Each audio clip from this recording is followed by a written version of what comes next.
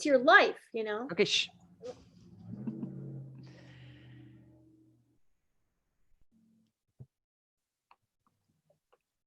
Here we go.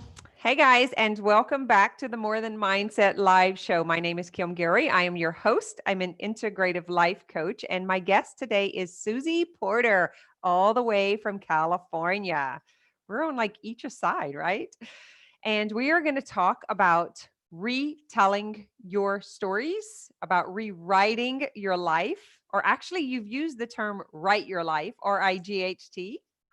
Yeah. So I'm going to first let you introduce yourself. Just tell us a little bit about, I don't know, what makes you unique, special, different, or just what do you want to share with the audience? And then we're going to dive right into some of the experiences that you and I have had together for the last year, and give them a little bit of possibility or like hope in rewriting their own story, not repeating the same exact patterns over and over. Because I do find that that is pretty common, right? Like we don't know why we keep doing it. Matter of fact, we just had that question asked here. So just tell the audience who you are. Hi. Well, I'm Susy Porter, and I'm just so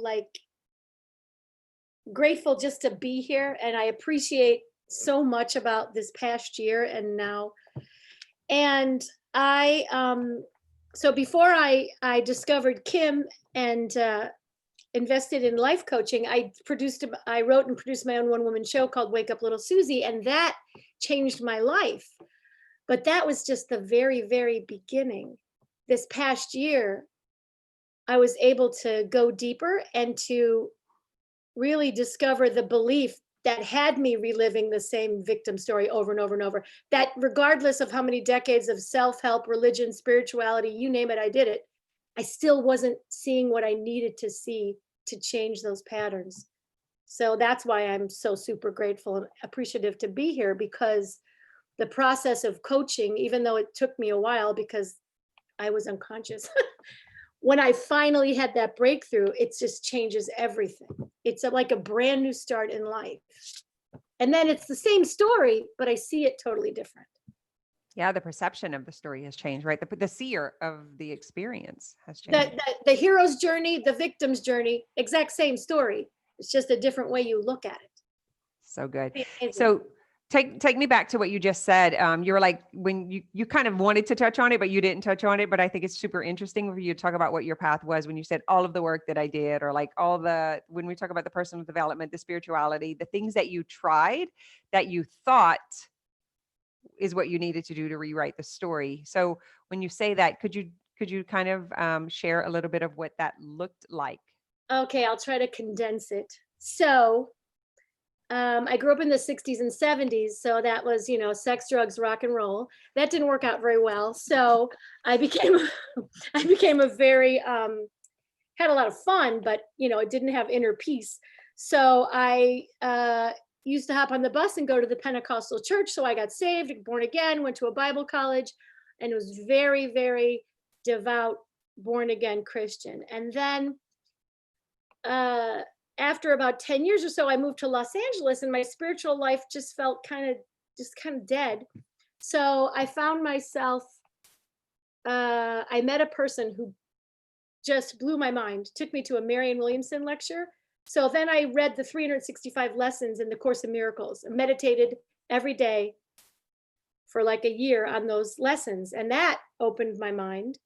And then I did I just hung out at metaphysical bookstores. And so I did the 40-day prosperity plan, the 60-day non-human plan. I did, Martha Beck, Byron Katie, Eckhart Tolle. That book changed my life. So I was always working on myself. Oh, and I started therapy when I was 26. So religion, therapy, metaphysics, deep tissue massage, past life regression, crystals, rocks, mud, you name it. I was always enthusiastically like, I'll do it. Colonics, yeah, give me 10 of them. Yeah, get this shit out of me. Oh, I'm sorry. Literally and metaphysics. Literally. You can say whatever you want. Get this shit out of my body, my brain, my heart, because I'm not living good. I was really stuck in a lot of abusive relationships, and I knew I was, and still I couldn't. The life coaching is the only thing that's a mirror inside your thoughts and your brain week after week after week till you finally look inside yourself. No matter how many books you read or churches you go to, no matter how devout you are, it never worked for me because I wasn't seeing me. I was just looking for it outside.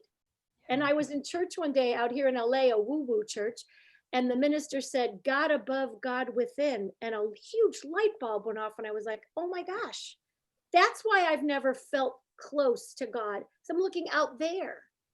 So the answer is within, and life coaching is a very practical structure to help you look within, to really see your thoughts. And I had never had that structure ever, even though I did all these things. Yeah. Like, And the resistance, don't you think the resistance when you are first looking inside and first looking at it, you kind of don't want to be there. You kind of don't want to like experience that, right?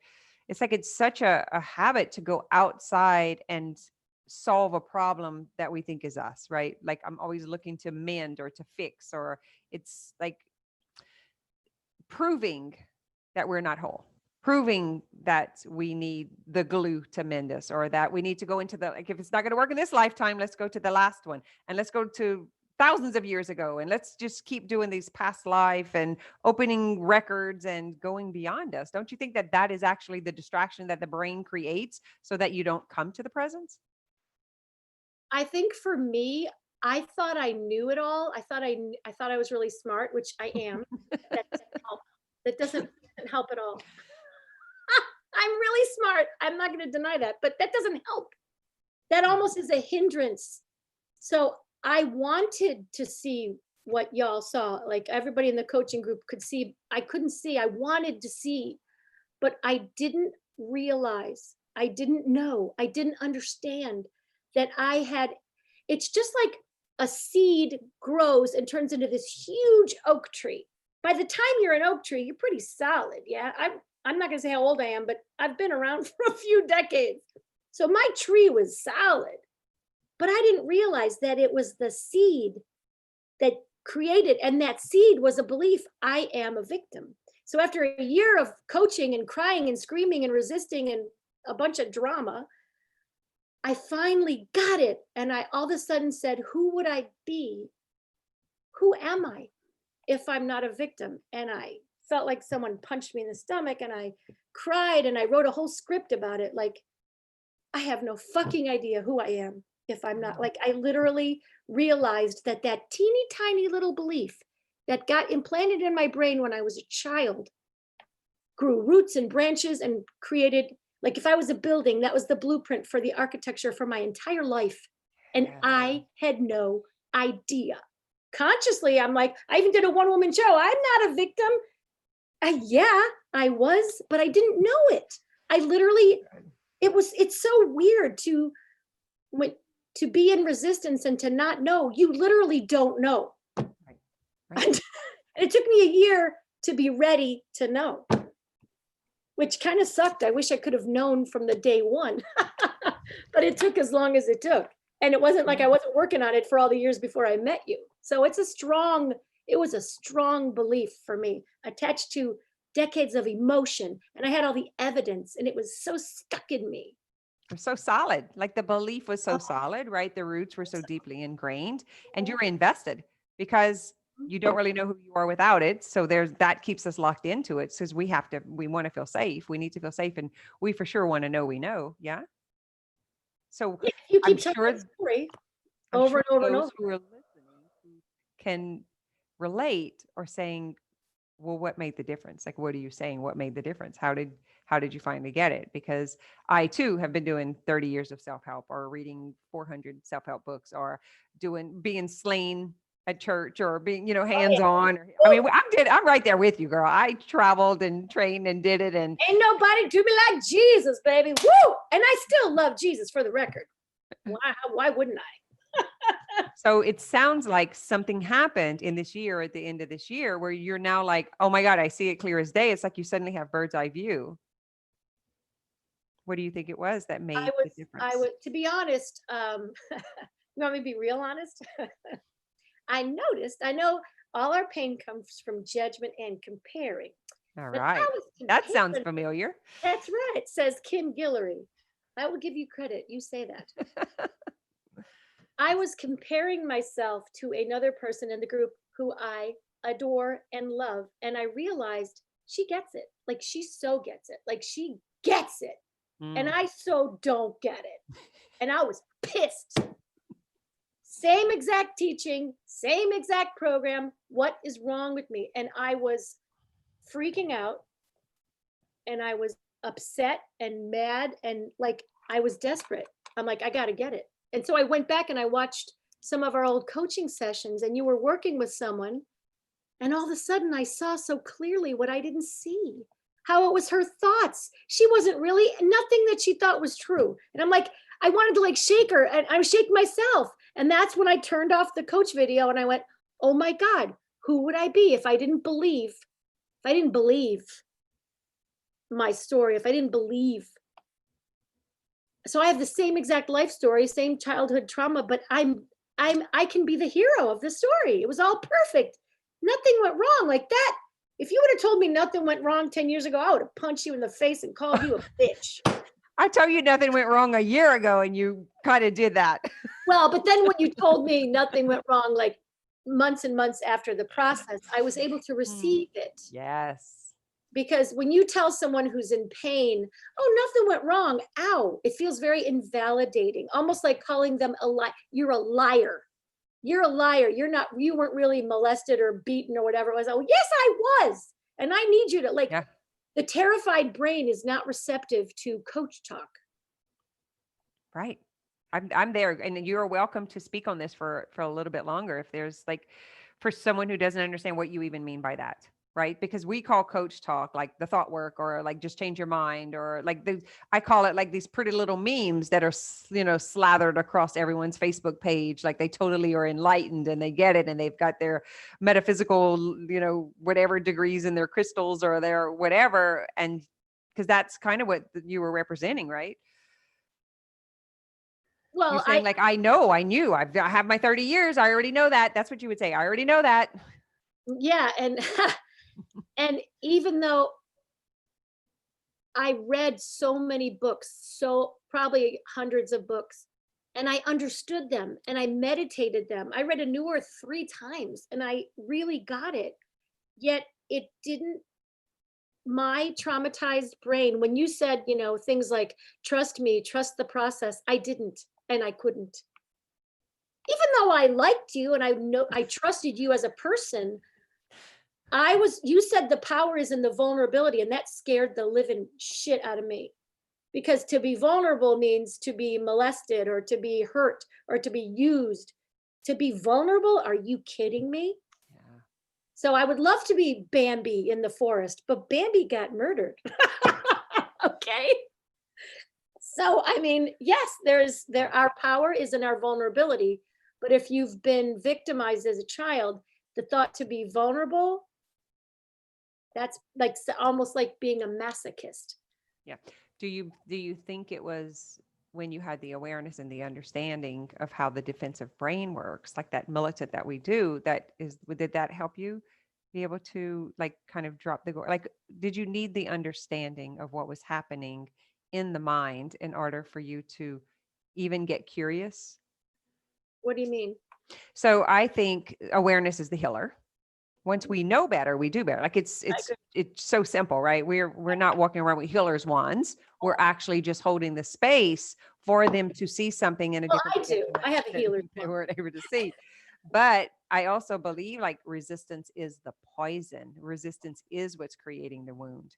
The not being able to see and the not being able to like allow any, like it's this, I know, and I need to stay safe. And so what? Like it's unconscious. So it's like, if we can't find a way beyond the mind, Well, I wouldn't say resistance is what did you say? resistance is the poison that keeps us. It's like we keep drinking the poison because right. we don't have the ability to go beyond the veil to But see. if I was saying it, I would say fear isn't the poison, but it's the prison that keeps you. Same. Yeah. So it's resistance, it's fear. You're afraid if you hear the message that goes against your narrative that you believed all your Yes. life, it's gonna destroy your reality. And It's it is resistance to the vulnerability, to right, trust, but to the be safe, resistance comes to from fear. It's the right. fears, the terrified. You're But the terrified. fear is the defense. What happens is that the fear comes up and creates this sensation in the body, this anxious nerve, this, and then all that is the militant wall that I speak about. It's the whole picture of what it is. So as long as we don't understand that the mind is literally producing the chemical, the sensation, like we have a thought, that thought has power and meaning, which creates this sensation, this oozing movement through our body that warns our brain we are in danger. Mhm. And it's the awareness is the part that says, okay, hold on, I got this. We are letting that part of our brain, we're letting the military, that primal brain, we're letting it know, like, okay, it's okay. I got this. I see it. Thanks for having my back. I see it also. Now let's unravel, unpack so that we can understand, because once we can understand, then we can navigate, which is, okay, I'm willing to be vulnerable. I'm willing to trust. I'm willing to listen. I Yeah, could maybe be open to this. as I you're like, as you're talking, I was thinking of Rapunzel in the tower and how she had her long. I love my long hair, so she had that long, beautiful hair, and so the tower was supposed to keep her safe. But in order for her to really get safe, she had to cut off her hair and escape. It's like if you have to you don't even know you're wrong. You yep, think you're right. And so if you coached me and I was like, so I believed that I was a victim, you coming and trying to coach me up through mental intellectual thing, you're not a victim, blah blah blah, your thoughts are creating a sensation. It's my primal cave girl survive, that child yes, scared. yes. And so it took me a year to feel safe enough to be wrong, I guess, or to realize I was really wrong. So I wasn't getting it. It wasn't that I was wrong. I Right. was It's, stuck, and I it's, wanted to get unstuck really quickly after a it's year. not wrong. It's, you were or we're all dependent on needing that in order to be safe. And so we're actually like, it's almost like we're saying, like, we're just going to burn the whole house down, right? And you'll be fine. And we're like, no, this is like the structure and strategy of survival. Like, no, I can't give it up, and not realize that it's actually that resistance. The thing that's required is the surrender. And then after surrender is the vulnerability. Well, it's So it the way it plays quite in, honestly, it's humiliating for to admit. sure. I mean, nobody is a bigger. I'll speak for myself. Nobody is more of a cruel bitch than a victim, because I'll speak for myself, when I felt like a victim, you cannot feel defensive and helpless and care about anyone else. You only care about yourself, and you tell yourself, I'm the victim. You have no capacity to love from a healthy place because you're terrified and you're scared, and you can be cruel, and it's justified because if I'm not cruel, they will hurt me. They deserve me to be cruel because I'm a helpless victim and they're an asshole. So it's humiliating and it destroys your whole frame of reality and reference when you realize, shit, I was creating it. I mean, that doesn't feel good, Kim. Well, and like, Why? I love this because we're so self-involved, right? When, I mean, all we can think about and see is ourselves when we're in that, because we're like, they don't see me, they don't get it, they don't know, they don't hear.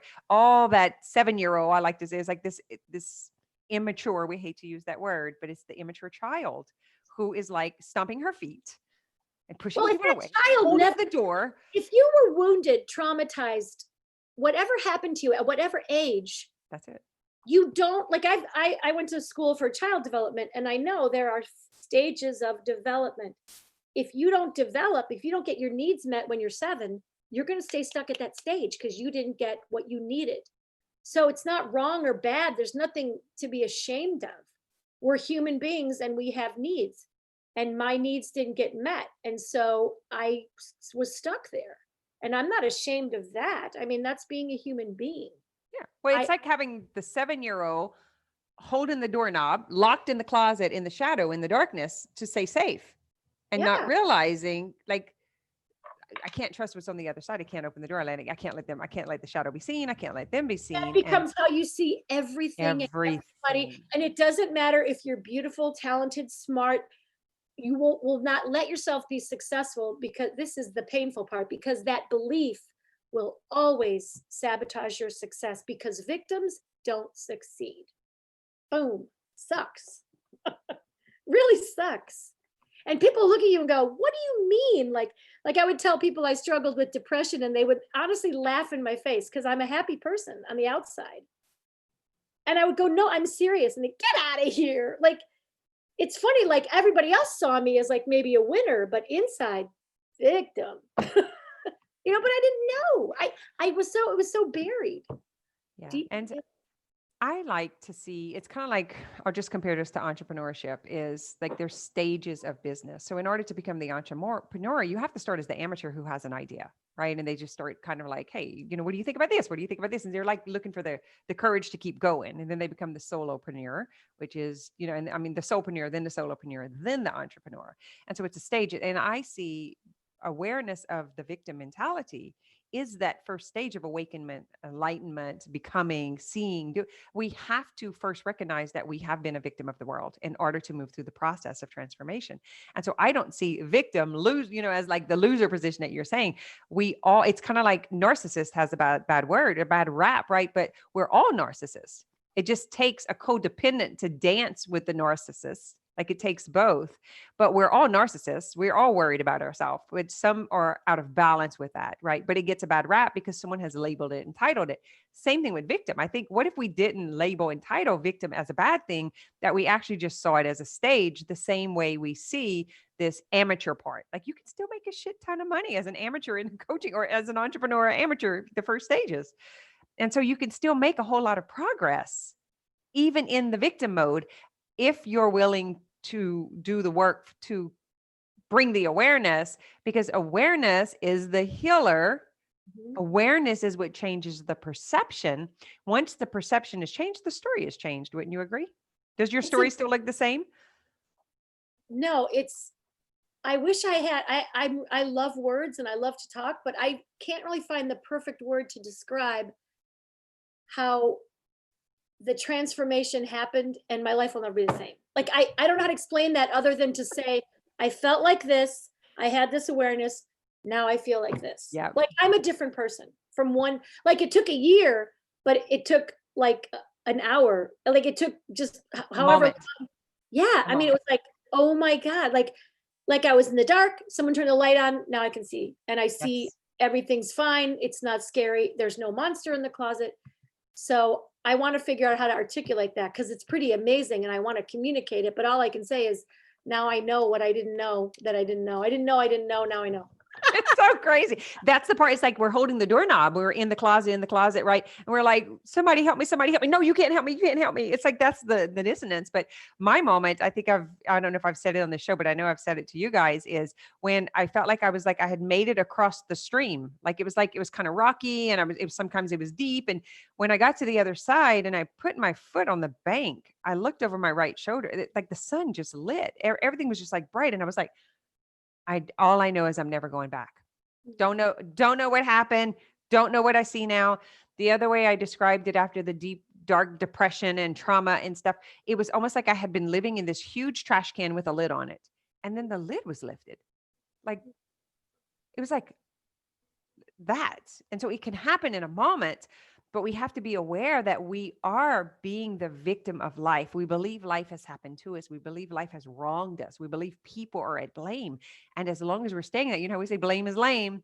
As long as we're staying that, we're in resistance. I've tried to share with people, and sometimes those beliefs, we angrily defend them. No, I'm sad. And I used to have that belief.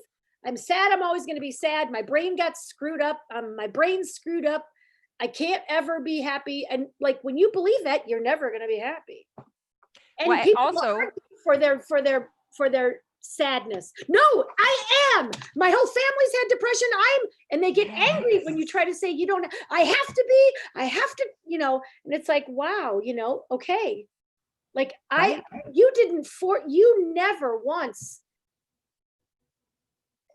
pushed or forced or asserted. It was me that was desperate to have the breakthrough and was ready and willing to look and to see. And thank God I saw, but I do see that, like, you have to be ready.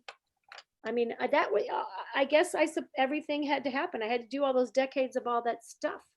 Well, That blows my mind that belief was so strong. But it's kind of like something as it rolls, it gathers more and more and more and more and more. So the tumbleweed. if you've been believing that for 5 years, 10 years, 20 years, 30 years, 40 years, 50 years, that's a lot to let go of. That's not just a teeny little, I think my favorite color is pink instead of red. That's like my whole life is different. It's a lot, But it's actually what the brain does is once you have the belief, once you have the thought, it goes gather evidence. And so you hold on to the story. So it continues to gather evidence. Like that's what you Yes. described and explained. So whenever you're coming from like that, changing okay. So it's like, you just said it with, I never forced or never did. And you just have to be ready.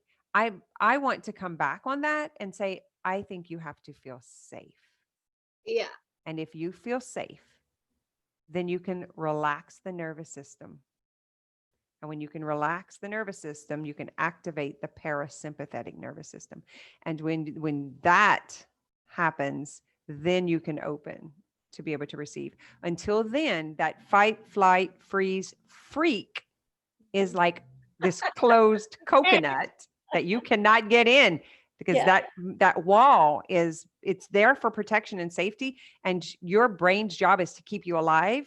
And you believe that 7-year-old believes, if I trust one more person, if I let one more person in, if I nope, that's it. I'm going to die. I know what happened last time. And there is not even a seam to crack that baby open. Well, And this actually helped me to understand. The Course in Miracles says we create what we defend against. And I kind of never really understood what that meant. Now I think I get it more, what it means. If you believe you're a victim, you're going to create a life that says, yep, you're a victim, and you will be victimized because that's what you believe. I'm not saying that's true for yeah, no, I'm with you. And I believe that the thing with the depression, all of this stuff is we have been told it's a chemical in our brain and you can't get out of it. It's like, I believe that too. I remember that surely my mom was depressed. Who else would leave all her kids and, go off and work in the bars and whatever, it's like, of course I inherited that. Right. And there was no, I mean, I remember asking those questions over and over, and also what you just said is like, when we resist it, what we resist persists. Because our brain is focused on the resistance. So it's going to continue to bring in more evidence. We create it. We defend against it. We create it. Yeah. What we resist persists. And we don't want to hear that, because that's basically me saying you're doing it to yourself. And you were like, why would I do it to myself? And I said the same thing. That's stupid. Why would I do it to myself? And well, I'm really glad that I'm so willing to be wrong now. I'd rather be happy than right. Oh my God, that's so right good. For those years, and my life sucked ass. It was awful because I was so right about being a victim. But the best news ever is I was really wrong. Maybe not wrong, but yeah, I was wrong. You were inexperienced. I didn't know better. I didn't know better. That's really good. I'd rather be happy than right. Happier than right. I'd rather be happy than right. Just sit with that for a second. One of the things that I notice is the coaches that I have the most resistance with are my clients, is when they already know, which is 30 years I've been doing this. I have been friends with Marianne Williamson. I have done the thing. I've been to Eckhart Tolle. I've done all of that. I've read the books. Williamson. And so that I know is what prevents us from what we don't know. So we set up that guard against, I already know, I don't need to know anything else. And that is the block. We don't have to go into past lives to go and release it. Fear. I mean, I'm not going to lie. It hurts. I went through a lot of hurt, a lot of pain. but it didn't last forever. And you always say it's just a sensation, but it's a sensation that I don't really like very much. Right. But, and once we have the tools, it's everything. Yeah. And so, and I want to talk about this because I remember you were like, I'm investing in this coaching and I'm going to get it. And it was almost like, this is kind of the thing about coaching, right? Like they owe me or they're going to do this for me. And that's not at all how it worked out. And the beauty of that not being me fixing you is that now you have the tools of a lifetime. You'll never have to rely on that call. You'll never have to rely on someone outside of yourself because you know you have the tools to get you out of the emergency, out of the crises, out of the, would you say?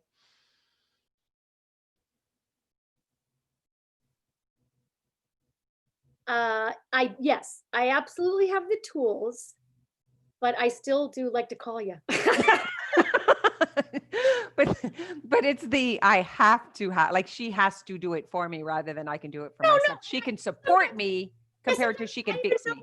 I even know what you're going to say before you say it because I've been listening to you sometimes I listen to you all day, Facebook, podcasts, like all Kim all day. So I kind of already know what you're going to say.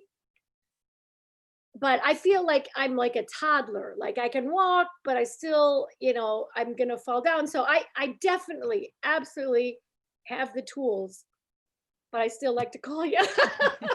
It's kind of like the wobbly fawn, right? It's like I was just like they come out and they like start walking right away, but they're a bit wobbly. And then I remember like feeling wobbly in my own stuff. And then I would look around and it was like, there are no fences. I can go anywhere as I want. What the hell? What do I do now?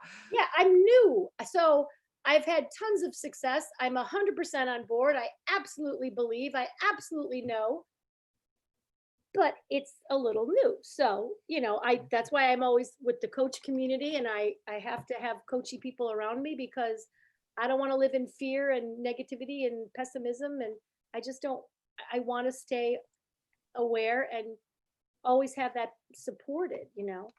Yeah, I think the health-minded culture in general and the community to support it, that for sure has been my biggest vision in doing personal development work out in a rural area by myself. Basically, I'd say it's almost like hiding in the cellar and hiding the self-help books because it wasn't permitted or allowed, or, it's kind of weird to say that this in the year 2020, but that is what it felt like no one else got me. No one else understood it. Like what, and I did the same thing after chasing all of the churches and all of the revivals and doing the psychiatry stuff, the spiritual direction. I did it. When you told your story and you were like so coming at me with all of that, I was like, yep. And what's missing is the integration and the embodiment. So it's great to receive more information, but if you never implement it, then you don't have the power of the information. The implementation is where the power comes from. And until we embody the work, until we embody the lessons and the understanding and embody the soul essence, it is incomplete. Mm-hmm. And so the logical mind you kept saying that. I know, I already know. I already heard that. I heard so-and-so say that. I heard so-and-so say that. Yeah. And so what do you think was going on there when that was happening? Well, I didn't know. I didn't like I didn't know what I didn't know. I didn't understand. There I was didn't more? know I didn't know. Yeah, I thought because I had like freaking 30 years of therapy and all this other stuff, I thought I'd already uncovered everything. And yet, wait, there's more. There's more and it's deeper and it's profound. And all the digging I did, I still didn't find it. It's like there was gold there, but I never found it. And after a year of letting my guard down, I just can't even emphasize how the importance and how powerful it is to realize what your hidden beliefs are, because I had affirmations all over my house. I'm enough, I'm worthy, I'm rich, it meant nothing. As a matter of fact, in my show I have this hilarious scene all about how I do all these affirmations. My car got stolen, I got fired from my job, and I was $14,000 in debt. And I was doing the 40-day prosperity plan. And the guy that wrote the book told me, stop it. You're bringing up all your unconscious fears. Hey, thanks a lot. He told me that before I bought the book. But so the point is, like, you can't just say an affirmation and say, I'm beautiful, if you feel like an ugly piece of shit inside. You have to feel beautiful inside. Then you don't even need the stupid affirmation because you know you're beautiful. But you don't know till you know. So I'm going around thinking I know. I didn't know. Like I said, I didn't know what I didn't know. And now I know. Yeah. So now you can help other people uncover it. And that's really what I love about what you're doing. It's like and we could kind of just, share this for a moment, but what was your story before and what is your story now? Like when you came to me, when you met with me, like there was a story you told several times. You told it in your one woman show. You told that, what, 3 times you did the show? 4 times. Yeah. So you had a running story, and it's how you identified yourself. I did this when I was 7, this happened. I mean, that it was like a paragraph or like 2 sentences of exactly who you considered yourself to be. Would you say that was your story? Yeah. And then when we, when we de-iced that or unconditioned it or cleaned it up, then there's suddenly this clean slate in between. That's when you were like, I'm like the slippery in the middle of the caterpillar. That's like that yucky place. And then there's now a new story. So could you take us through those steps? What was the story? The story was, that I was, Do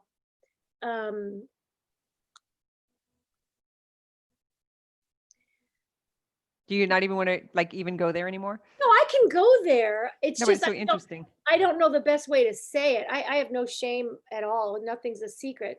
I had some childhood trauma, some sexual abuse, and it was with my dad who I loved so very much.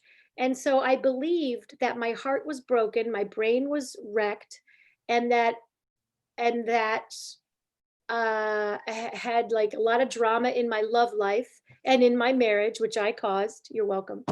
And my story, I just had that story that nobody loved me, men only wanted me for sex, and I was a victim, and I was, that when I had this really deep belief that the father-daughter thing was so primal that it was I was a wreck of, I don't know how I say that word. I couldn't fix myself because if you're wrecked as a kid, you're wrecked. That was your belief. Yeah, and I've went to workshops and conferences. I told you I'm smart. So I've read a million books, and so people confirm that belief. Yeah, if you're wrecked as a kid, you're wrecked. And that I believed that. I was broken, wounded, messed up, and nothing I ever did would ever, because it happened at a young age, that was the blueprint, and I would forever be wounded. And so to go through a coaching program and to be challenged with your thoughts create your reality, well, now, like there was just so much dissonance within me for the whole year. I fought you so much, and I went through so much. I was completely resistant and shut down and closed to a lot of what you had to say. I couldn't even hear it because to get underneath and to realize that Susy Porter, even though I was a child, I still had the power, even as a child, to, I don't know, I hate to, as an adult, I could have seen it differently. I could have made it mean, like you said to me something about the incest. It's just something that happened to you. Now, like I said, if you would have told that to me 20 years ago, I would have punched you in the face, called you a heartless bitch. But now I'm like, I realized after months and months of coaching, your mind changes, y'all. Your thoughts expand, and it's the best thing ever. So I would never say to somebody I just met, oh, that's just something that happened to you. But Kim and I had been really super close for like 10 months. So when she said to me, that's just something that happened to you, I was able to receive it without defenses. And I went, wow, like that was a revolutionary thought. It's just an experience I had. It's a neutral circumstance. I'm the one who had thoughts and made a story out of it and created an identity. I don't have to do that anymore. I don't know who I am. I just know that I'm not who I thought I was. I mean, I know who I want to become, but letting go of who I thought I was, it makes all the difference in the world. It's the best thing that's ever happened to me. It's like the thinking that I am the story, not this is what has happened. It's like we make it out to be the label. It's believing, yeah. Even that word survivor, yuck. Who wants to be a survivor? Yuck. Blech. Hanging on. Yuck. All those labels, all those words make thoughts and beliefs. And I don't accept any of it. I don't have to believe any of it.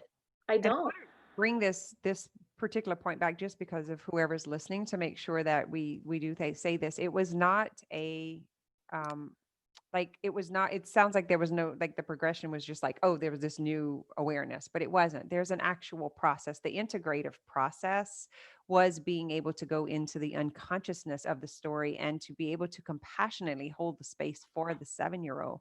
So guys, if you're listening and you're a coach, we're not saying that I just told her the story was, there was a lots of pre-work before that of actually being in the experience and doing the soul retrieval work of like really getting in touch with that child, that inner child, that 7-year-old, the immature, person at that time, to feel safe in order for her to fully experience that experience that happened, so it could be integrated and then move forward. So I want to be clear about that, just because I don't want it to come off as if we're saying it is exactly what Susy just said. Like it was light and easy. We just changed the story. Like, No, there was no bypassing. no, I was there's no allowed bypass. to That's what feel I'm trying to say is, you validated all my stuff and I never felt discounted. And you always, no matter what temper tantrum of the day or whatever I was having, you always said your feelings are valid, which everyone's feelings are always valid, even if they seem ridiculous to a logical person.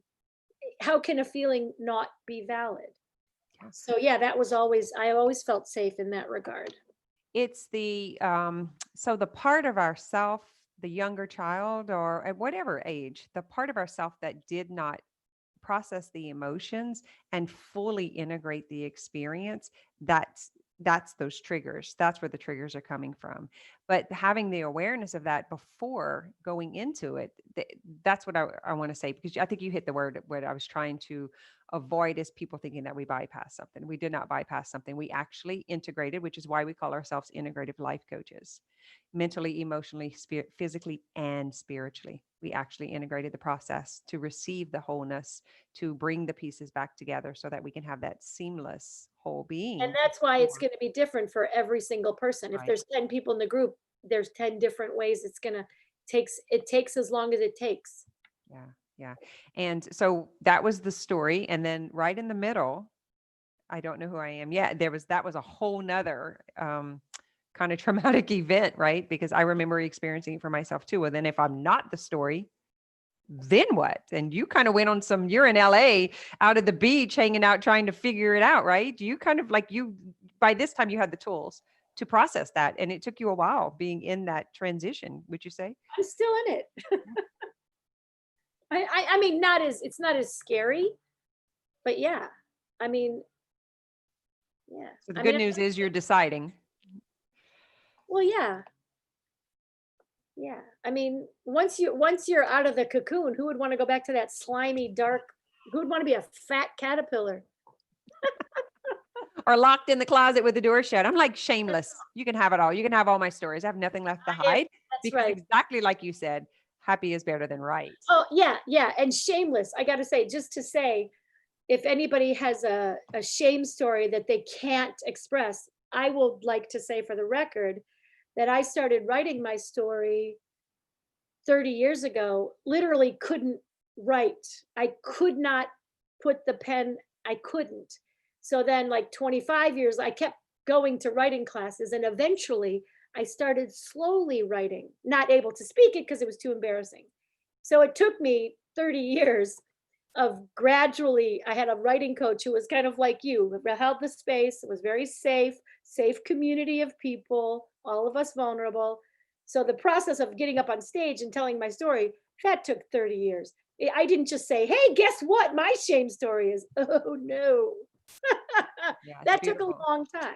Yeah. Other people are able to tell their shame story right away, but I wasn't able to. And then as soon as you tell it, the shame can't survive the spotlight. It is dead instantly. And you realize everyone still loves me and it's okay.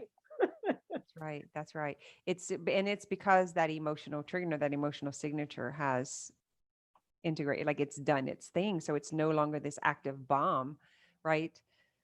Because that's what keeps us in that fear and then in that shame. It's like it's the emotions are telling this major powerful story that's not so. The emotions are just the sensation that's coming from the thought.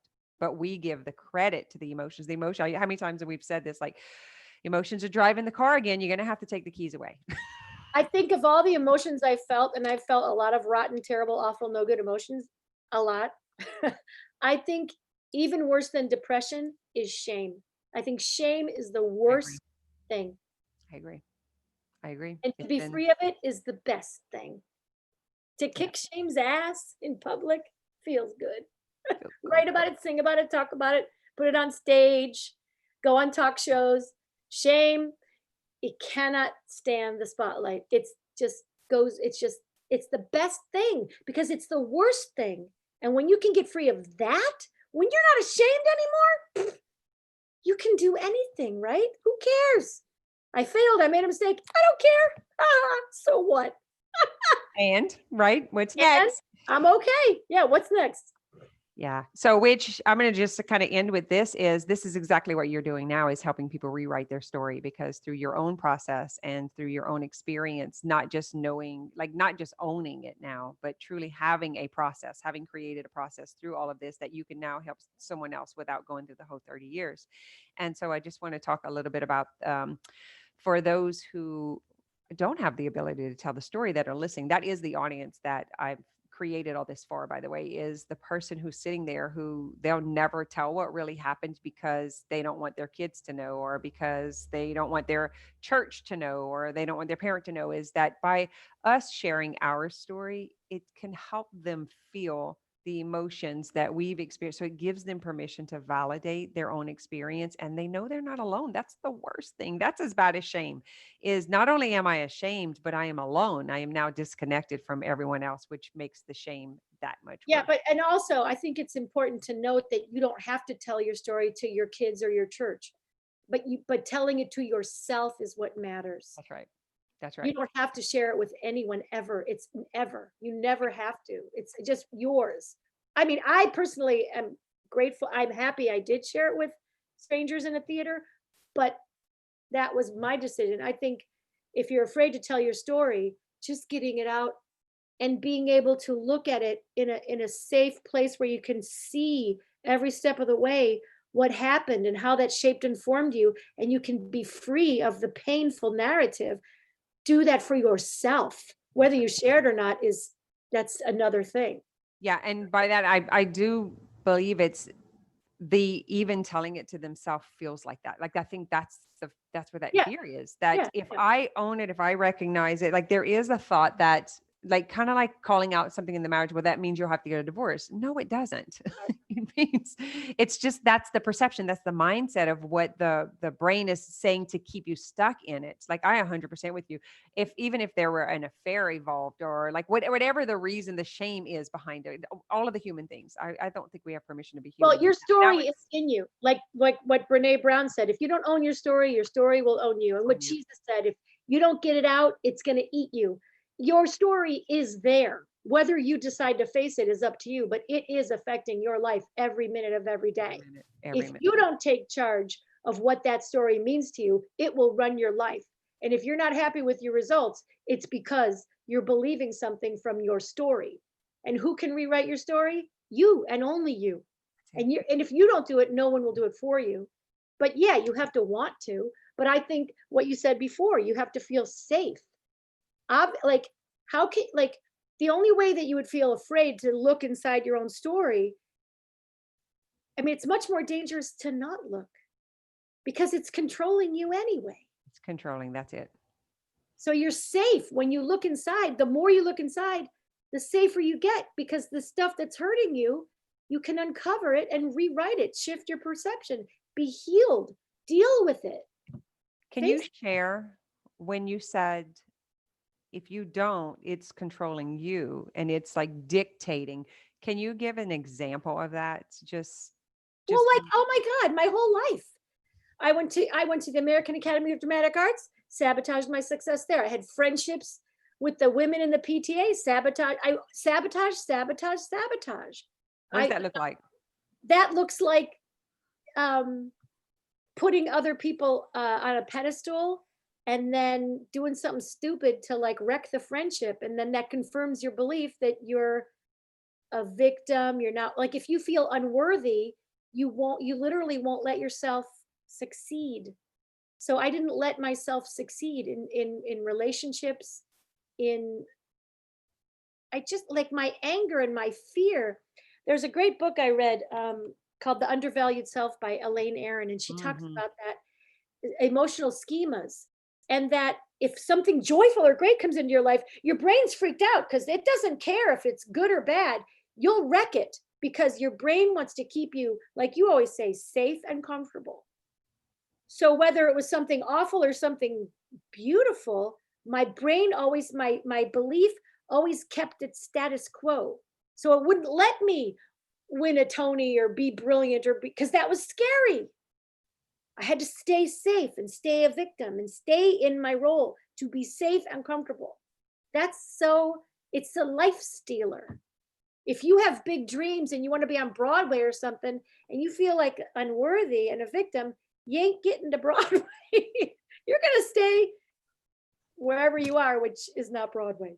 Whatever's familiar. We're addicted to the familiar story, the familiar pain, the familiar, and we will do It's everything to get back to that familiarity. right. Like Dr. Joe Dispenza says, you want to go in Bali and be this great life, but you're not going to get there with your brain that you have today.